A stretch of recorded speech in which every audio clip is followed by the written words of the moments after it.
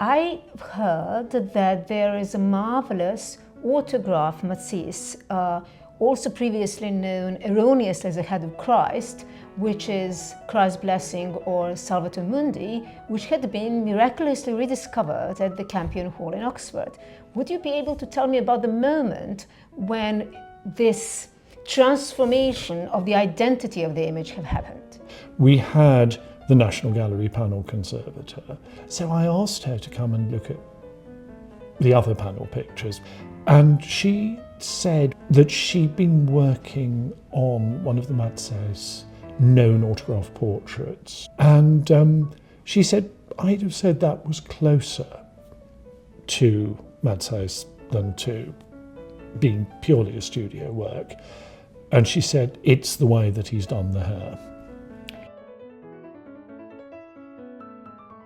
So the image of Christ's Blessing made in the workshop of Quentin Matsys is one of the iconic images of Northern Renaissance. It was sort of the pop star, the poster boy of the late 15th, early 16th century. And this is really common of Antwerp workshop, studio practice. Once you sort of find your winning image, you keep repeating it, you keep producing more images. And so in fact, the Campion Hall image is one of many images that exist from this Christ's Blessings, but the Campion Hall version is definitely one of those better images, and we can clearly see the hand of the master of Quentin Matsys in it.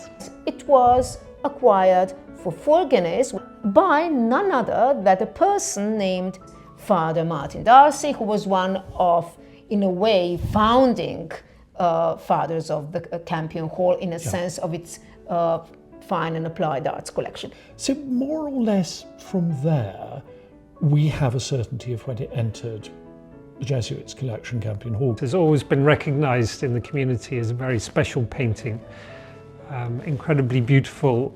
Even before its restoration, people singled it out in our collection. But it played a very specific role in the Jesuit community.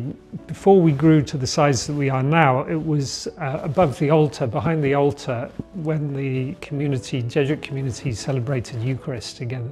Then actually the scholar doing the catalogue raisonné of Matsys came to visit us with the travelling laboratory, like something in the films, and he found one of the most interesting things, which is under the paint layer he found almost nothing. Now usually if you're dealing with something that's been done by the assistants, there is some element of mechanical reproduction, usually tracing, but you have so little drawing underneath that it's got to be the inventor of the picture. So it'll have a new location in the Ashmolean Museum, and one of the wonderful things is that it will be seen by many more people. This object is such a special artifact that it will never be seen purely as a work of art. It asks for a response from the viewer. The hand of Christ comes out of the picture towards you to show you that it's not just an object to be gazed at, but there is a presence that you're connecting to that comes out towards you in a way. And the fact that you, very unusually, you find yourself staring directly into the eyes of Christ is a very powerful thing.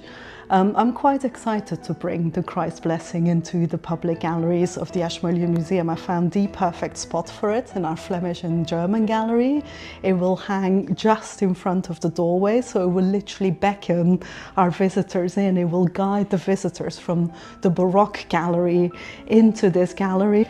The beginning of visualizing meditation comes the Devotio Moderna, and the idea of engaging more personally, not with Christ as monarch, but Christ as personal saviour and someone with whom a kind of dialogue can begin. I think that is the kind of general continuum, very familiar to Jesuits and their friends, out of which Ignatius's own spirituality comes.